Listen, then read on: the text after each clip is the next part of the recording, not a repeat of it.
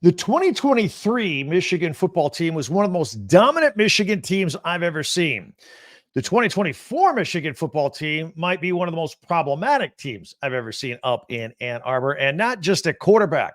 So let's take a deeper look right here. Locked On Big Ten starts now.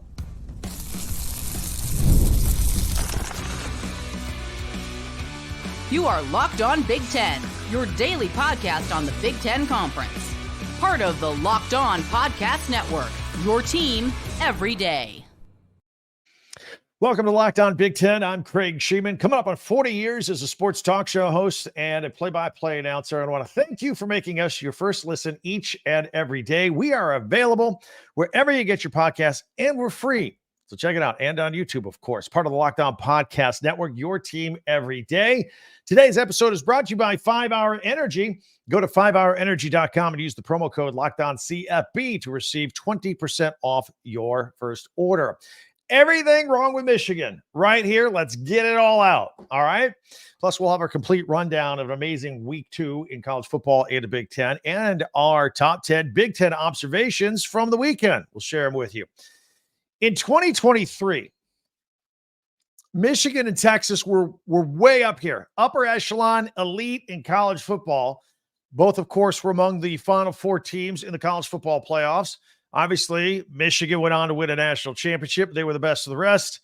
And you fast forward to 2024, where Texas visited the Big House on Saturday afternoon, and we have discovered that shortly after 107,000 people dressed in maize settled in on their seat, Texas is still elite. Michigan is down here. And we thought maybe they might be better. No, they're not. They got some problems.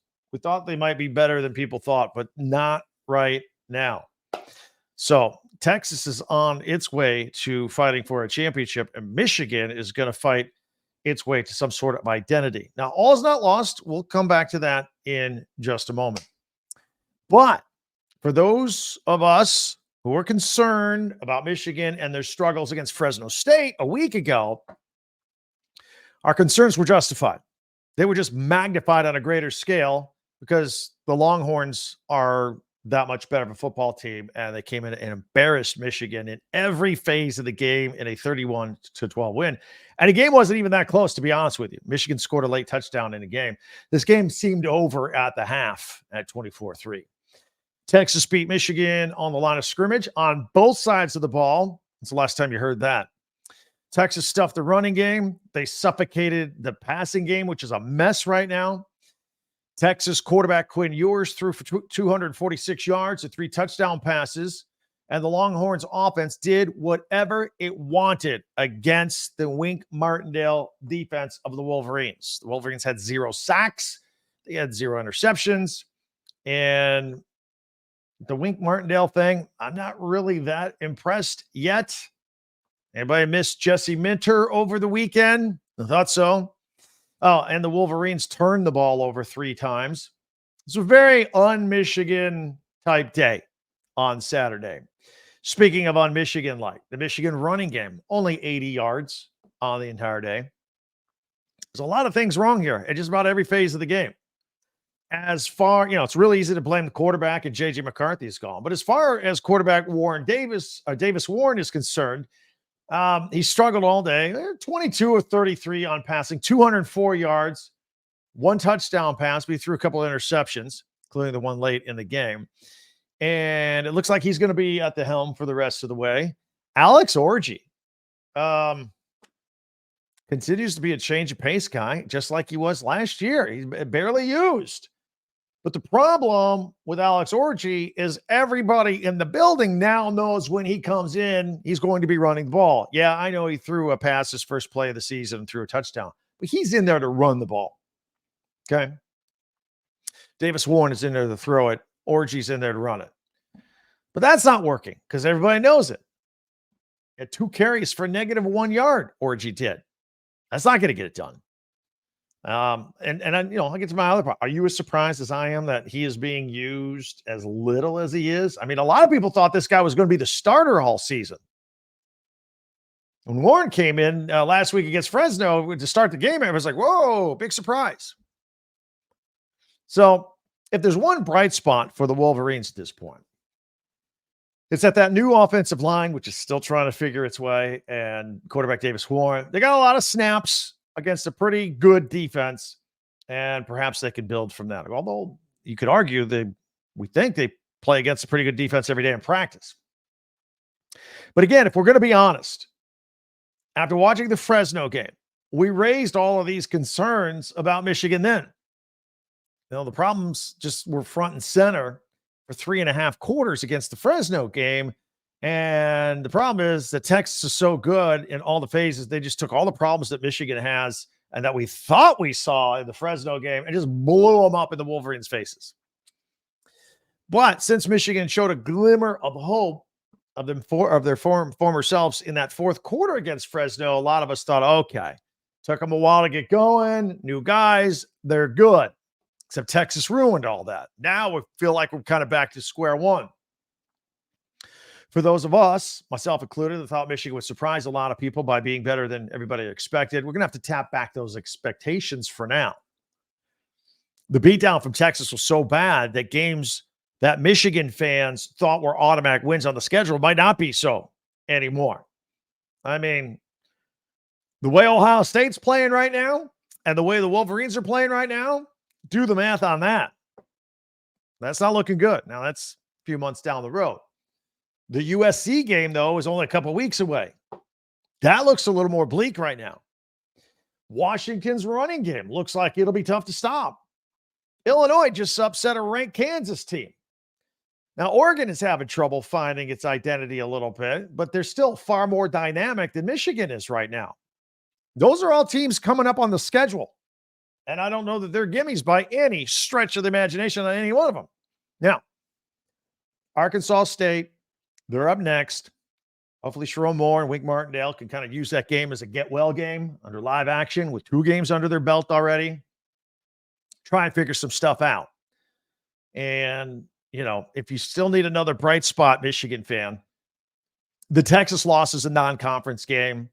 Michigan still has a clear path to try to get to the Big Ten championship and get to the playoffs, but there's a lot of work to do between now and then. More on the national picture. The once 9th-ranked Wolverines fell to number 16 with the brand new AP poll that came out with Saturday's loss. I think they're fortunate to still be inside the top 16, to be honest. They were the second biggest tumbler on the list. We have Notre Dame to thank for that, who fell 12 spots after their amazing loss this weekend. But the Big Ten has 7 teams in the top 25. Ohio State's at 2, Oregon at 6, Penn State at 8, Southern Cal at 11, Michigan 16, Washington 22, and Nebraska at 24 on the list. All right. Going to invite you all to subscribe and follow and share Locked On Big Ten for free wherever you get your podcast. That way you get the latest episode of this podcast as soon as it becomes available each and every day, whether you're video on YouTube or audio, wherever you get your podcast. Something new I want to share with you. If you're on video, you can see the screen right now. We're inviting you to join our brand new Locked On Big Ten Texter Insider community. Direct one-on-one access with me and talking Big Ten with you anytime you want. There's a phone number there. It's 872-217-3100. Again, 872-217-3100. Text the word first 30. That's first 30. First 30. You text it to that phone number. And the first 30 of you to do that and subscribe will get 6 months free. That'll take you through the entire football season and into March Madness before you figure out how much you would really love it and want to keep it. But 6 months, if you're the first 30 to check it out. Gives you direct access to me for Q&A any day of the week. Stay up to date on any insider news I post out there. And you can take part on game day and post-game discussion. I was kind of we just dropped it on the weekend. I was kind of playing with it during the game with in-game live texting. It was kind of cool. I think you'll like it. I know you'll like it. I'll like it. So it's all good. 872-217-3100. Text the word first 30. First 30 subscribers get 6 months free with that. All right. Did you stay up late on Saturday night? We got 4 time zones of games now. Got the noon kickoffs. Got the 3:30 kickoffs, got the 7:30 kickoffs, got the 10 or 11 p.m. kickoffs. I stayed up and watched it all. Let's talk a little Oregon and USC football, shall we? And the fans are still buzzing in Lincoln, Nebraska, as they should be. And they're still crying in Iowa. Yikes. I feel bad for them with that one, of course. That was disappointing. All that more coming up in just 1 minute right here on Locked On Big Ten. 5 Hour Energy gives you a blast of energy no matter what you're doing, whether you're driving on the road late at night. I've done this before. It just, boom, wakes you up. Maybe you've had that big lunch at work and then you come back at 1 o'clock in the afternoon and you got another 4 hours and your eyelids are getting heavy. And you're like, oh, I can't do this work anymore. 5 Hour Energy will help you out. Or after work, you want to go work out, but you're too tired from the day. 5 Hour Energy. That's what you need. 5 Hour Energy fixes tired fast. I love that line because that's exactly what happens. So here's what you need to do. 5 Hour Energy has a whole bunch of flavors that you're going to love. Watermelon, berry, all this kind of stuff. You can mix and match as well when you order. Go to 5hourenergy.com. That's with the number 5, 5hourenergy.com, and get some 5 Hour Energy product today. Use my promo code LOCKEDONCFB to receive 20% off your order. This offer is only valid until September 30th. And on one order, can't be used with other promotions. The code is not good on subscription orders, but go to 5hourenergy.com today. That's 5hourenergy.com. Well, thank everybody for making Locked On Big Ten your first listen each and every day, especially you everydayers out there. Meanwhile, subscribe, share, and follow and like, especially if you're on YouTube as well, but wherever you get your podcasts. Locked On Big Ten, your team every day. Don't forget our website, talkbig10.com, where we have all of our podcasts and your merchandise you want to buy from your favorite team as well. So we're cautiously optimistic and kind of impressed, really, with Southern Cal's Week 1 defense against LSU, and then they backed it up with a shutout in a 48-0 win over Utah State on Saturday, or early Sunday morning if you were watching on the East Coast like me. Miller Moss threw for 229 yards in that and a touchdown, but he only played 2.5 quarters. That thing was a wrap early on, so it was good. And the Oregon Ducks, you Duck fans, this is intriguing. We still have our big expectations for the season. Still a very good football team. But we only beat Idaho by 10 points a week ago. Then we needed a game-ending walk-off field goal to beat Boise State. I mean, the Ducks were productive, but they were 19.5-point favorites in this one. They barely eked it out. So, in short, the Ducks are 2-0, which is great. They're 0-2 against the spread, not beating teams as badly as we thought they might. So, is something wrong with the Ducks? This is 2 weeks now. We're going to do a deeper dive into the Ducks in tomorrow's podcast on Locked On Big Ten, so check that out. Tell your Duck fans. We're going to be all over it. Fans in Lincoln, Nebraska, still buzzing about their destruction of Coach Prime and Deion Sanders and the Colorado Buffaloes to the tune of 28-10. That was fun. If you're a Nebraska and a Big Ten fan, that was fun. Saturday night, under the lights, prime time. Game wasn't even as close as the 28-10 score. Dylan Raiola, super smooth in his second career start as a true freshman. The Huskers defensive line sacked Shedeur Sanders 5 times. If there was a negative, it was that the Huskers didn't even score in the second half, and they had a ton of penalties. Got a little sloppy, lost a little bit of the intensity, but that can all be cleaned up. So Matt Rule's team off to a great start. 2-0. Very excited about that. And congratulations to Brett Bielema and the Fighting Illini. They were 5.5-point underdogs against 19th ranked Kansas, and they beat them 23-17. I mentioned our live broadcast on Saturday night. Really like the all orange unis that Illinois had. Nice defensive effort. Xavier Scott had to pick 6, give him a 13-10 lead at the time. Miles Scott, free safety, nice interception, timely with a minute to go in the third. And I believe that was the third turnover at that point. So that really kept Illinois in that game. And Illinois scored 10 points in the fourth quarter to get the dub. Good job Fighting Illini, 23-17, representing the Big Ten over Kansas. Now, we almost had a bit of an embarrassing – we already had an embarrassing situation in the Big House. What about a Happy Valley at Penn State? What's going on there? I talk about Oregon not beating people the way they should. Like Bowling Green, all due respect to Bowling Green. I get it. But the Nittany Lions were 35.5-point favorites in this game, 5 touchdown favorites, and they barely won, and they were trailing for a lot of this game. 34-27, the final score. And if you look at the stats or the box score of this thing, you think, well, what's the problem? You got Nicholas Singleton and Katron Allen, both rushed for over 100 yards. Tyler Warren, you got a receiver that caught 8 balls for 146 yards. We've been begging for that to happen at Penn State. So what's going on? The game should have been that close.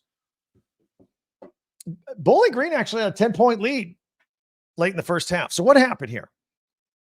Well, the defense was the problem. The formerly elite defense of Penn State was the problem.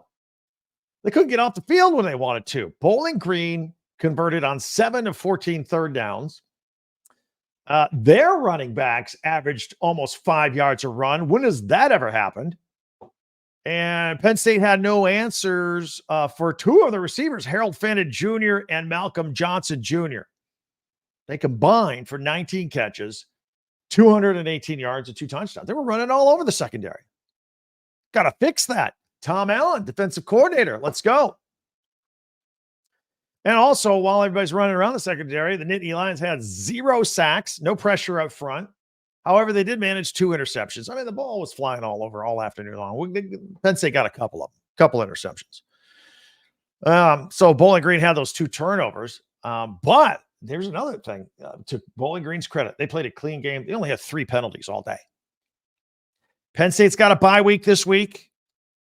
And then they host Kent State on the 21st. So shore some of that up. Get your thoughts, Penn State fan. I know you're a little anxious about that one. All right, Iowa. What are we going to do here? Let's talk about the Iowa State game. This is a big rivalry game. The Cy-Hawk Trophy. What does that thing weigh? It took like 3 or 4 players to lift that thing. It's huge. The game started well. Looked like Iowa was moving the ball. I was all excited. Tim Lester, the offensive coordinator. Did you see Iowa went 5 wideouts, empty backfield on a formation? I'm like, I've never seen that in Iowa Hawkeye history. I don't think I have. Like, they led for most of the day. They got the early lead, and then they really didn't expand on it. The Cy-Hawk Trophy game kind of became what it usually becomes. It's kind of a grinder and a battle of attrition. And then all of a sudden that lead disappeared at the end when Iowa State kicked a 54-yard field goal with 5 seconds to go, and they beat the Hawkeyes 20-19. That's unfortunate. Cade McNamara, again, the offense started quickly, but in the day, he only threw for 99 yards. We've got to do better than that. It's got to be better than that. And he threw 2 picks. Caleb Johnson had 25 carries for 187 yards. If you're Iowa football, the way you play defense and all, you get a running back running for almost 200 yards, you should win almost every time. And Jay Higgins got an interception as well. So, look, it was unfortunate. I still think Iowa has a great season. I still think they have a high win total. I do think any chance of them getting some sort of playoff recognition with the big win total, you needed that Iowa State game. So I think that could be problematic moving forward. Michigan State and Maryland, our first Big Ten versus Big Ten game of the season. Maryland was a 9.5-point favorite at home. Michigan wins this thing with a last-second field goal. Congratulations to them. Jonathan Kim with the kick. Aiden Childs, it wasn't a kind of up and down day. It was an up and down day. He threw for 363 yards. He had 3 touchdowns. We also had 3 interceptions. He was just spraying the ball all over the place. 27-24, the final score there. Billy Edwards, quarterback for Maryland. Not bad. I liked what I saw. A couple touchdown passes for the Terps. Ty Felton, very reliable. 11 catches, 154 yards, and a touchdown. And Glendon Miller had a couple of those Aiden Childs interceptions in that game. Washington, a 30-9 winner over Eastern Michigan. Will Rogers, 4 touchdown passes, 261 yards after a pretty slow start. Jonah Coleman is a good running back. You guys got to take some time to watch this guy. 11 carries, 104 yards in this one. Huskies had 7 sacks on Eastern Michigan, so the defense was looking good. Zach Durfee had 2.5 of those 7 sacks. Watch some Wisconsin Badgers against South Dakota, 27-13, the win. Ches Malusi, coming back from injury last year, good runner, got a couple of touchdowns. Tyler Van Dyke threw a touchdown pass. We'll see how they do against stiffer competition, and they're going to get it. Saturday, Alabama coming into Camp Randall. Big noon game. We're going to be all over it. Elsewhere, PJ Fleck in Minnesota, congratulations. They got their first win of the season. It was a 48-0 win over Rhode Island, but a win is a win, right? Max Brosmer threw for 271 yards, a couple of touchdowns. Now, remember, he was a superstar at FCS in New Hampshire, lower level of football, and they took on an FCS opponent on Saturday. So he looked great. Can he do it at this next level? Can he do it at the FBS level? Can he do it at a Power 4 school? That remains to be seen. The Gophers defense held Rhode Island to 135 total yards and hauled in 3 interceptions on the day. A week ago, Akron lost to Ohio State rather handily, and then now they just lost to Rutgers. 49-17, Rutgers. Kyle Monungai. We love talking about Kyle Monungai. He was the leading rusher in the Big Ten last year, and he's the leading rusher now. 27 carries, 208 yards, 3 touchdowns, now has 373 yards rushing in 2 games, and he hasn't been playing in like the fourth quarter because it's been a wrap. Otherwise, his numbers would be higher. Quarterback Ethan Kaliak-Manis, the transfer from Minnesota, threw for 3 touchdowns, including a 58-yarder to Chris Long. Saquon Loyal picked the pass off. Rutgers has a bye now. Then they take on Virginia Tech the following week. Speaking of Ohio State a minute ago, no problem. As expected against Western Michigan, 56-0. Jeremiah Smith, just in the first half, 5 catches, 119 yards, and a touchdown. The guy's the real deal. If you haven't seen him yet, he is. This is why every school in the country wanted him at wide receiver. Quinshon Judkins rushed 9 times for 108 yards and a couple of touchdowns. But because this game was a blowout, that meant true freshman Julian Sayin got to make his debut, threw his first career touchdown, and it was a 55-yarder. I think you're going to see them weave him in a little bit more as we go on. All right. And a final note from Friday Night Lights with the Indiana Hoosiers. They broke a record that was 100. I'm going to do quick math here. 123 years old. 1901. They once scored 76 points in a game. Well, this Friday they scored 77 points against Western Illinois, 77-3. Curtis Rourke with 2 touchdown passes. And the Hoosiers got UCLA at the Rose Bowl this week. I'm looking forward to that. And Northwestern kind of had a high school feel, 15,000 fans, night game, Friday night, off of Lake Michigan, stiff breeze blowing in. They had the lead in this one, but they lost in double overtime to Duke, 26-20. What do you think the average SAT or ACT score was for these student athletes in that game, Duke versus Northwestern? Anyway, so congratulations to all the Big Ten teams that came out on top this weekend. We covered them all. Love talking about them all. We'll continue to do that throughout the week. In a minute here, we're going to have our top 10 Big Ten observations from the weekend. We like to do that every Friday. That's coming up next, or from every Monday, I should say, coming off the weekend from Friday on. We'll have it all for our Monday edition of top 10 Big Ten observations. That's next here on Locked On Big Ten. Ibotta. Have you heard of this? Ibotta is a great way to add to your finances and help out. Okay. You buy stuff. We're all consumers. You're buying the sundials, the sunscreen, the snacks for the kids, the meals, going out to dinner on a Friday night. We do all this stuff, right? And you don't have to stress about the cost anymore because you can use Ibotta and get cash back on all your purchases when you stock up on all these essentials. Ibotta is a free app and it lets you earn cash back every time you shop. Earn on hundreds of items from groceries to beauty supplies, toys, food, and it helps you beat inflation no matter what you're buying. In fact, did you know the average Ibotta user earns $256 a year on this deal? That could pay for your whole next shopping trip, whatever it is. Right now, Ibotta is offering our listeners $5 just for trying Ibotta. Use the code LOCKEDONCollege when you register. Go to the App Store or Google Play or download the free Ibotta app and start earning cash back. Use the code LOCKEDONCollege. That's Ibotta. I'll spell it for you. I-B-O-T-T-A. I-B-O-T-T-A. Ibotta in the Google Play or App Store and use the code LOCKEDONCollege.